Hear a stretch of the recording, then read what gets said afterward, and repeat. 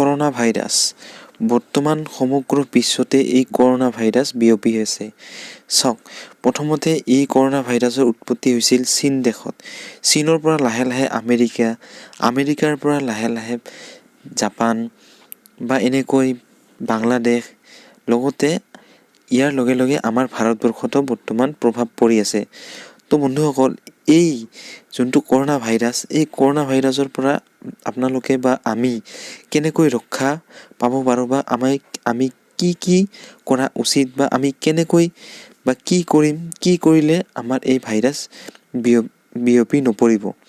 তো বন্ধুসকল, ভিডিঅ'টো আৰম্ভ কৰাৰ আগতে এটা কথা কৈ লওঁ যে যদিহে চেনেলটো এতিয়ালৈকে ছাবস্ক্ৰাইব কৰা নাই তেনেহ'লে ছাবস্ক্ৰাইব কৰক, আৰু ছাবস্ক্ৰাইব কৰাৰ পিছত যোনটো বেল আইকন আছে কাষত সেইটো বজাই দিব। তো বন্ধুসকল চাওক, এই করোনা ভাইৰাছ সমগ্ৰ বিশ্বতেই বৰ্তমান বিয়পি আছে, আৰু এই কৰোনা ভাইৰাছৰ ফলতে বহুত মানুহৰ মৃত্যু সংঘটিত হৈছে।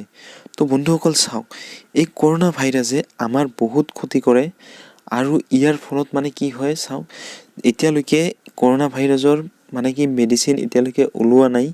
তো বন্ধুসকল চাওক, ইয়াৰ কাৰণে আমি নিজে নিজে সতৰ্ক হৈ থাকিব লাগিব।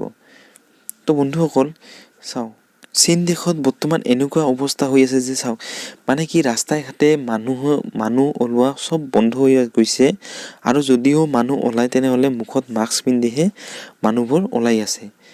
আপোনাৰো যদি বহুদিন ধৰি কাহ, চৰ্দি, জ্বৰ হৈ আছে তেনেহ'লে চাওক বন্ধুসকল, আপোনালোকে ডক্তৰৰ তাতে যাই সম্পূৰ্ণ ট্ৰিটমেণ্ট কৰি চাওক।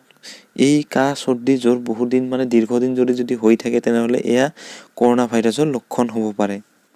তো বন্ধুসকল, ইয়াৰ কাৰণে কি কৰা উচিত বা আমি কি কৰিলে, কি কাম কৰিলে আমাৰ ভাল হ'ব, তো চাওক কৈ আছোঁ। প্ৰথমতে 1 নম্বৰত ঘৰৰ বাহিৰত মাস্ক ব্যৱহাৰ কৰক।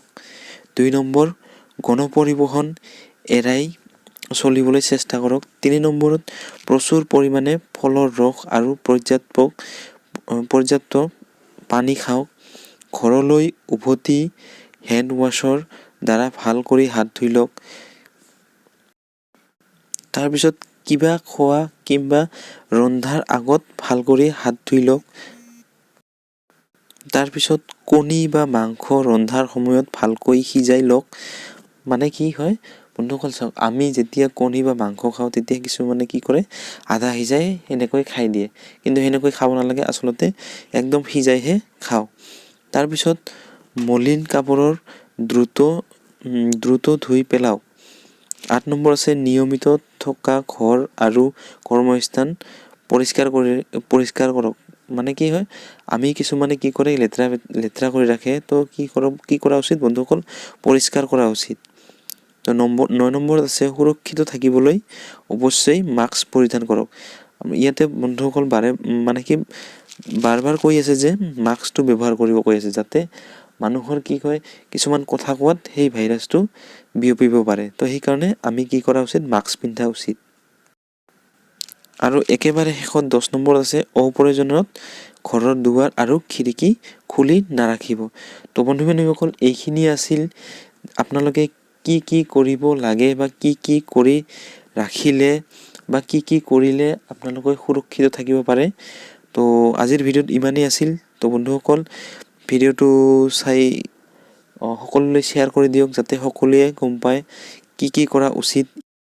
তো বন্ধু-বান্ধৱীসকল, এইখিনি আছিল সৰু এটা সৰু ভিডিঅ'ৰ দ্বাৰা অলপ তথ্য আপোনালোকক দিবলৈ বিচাৰিছোঁ।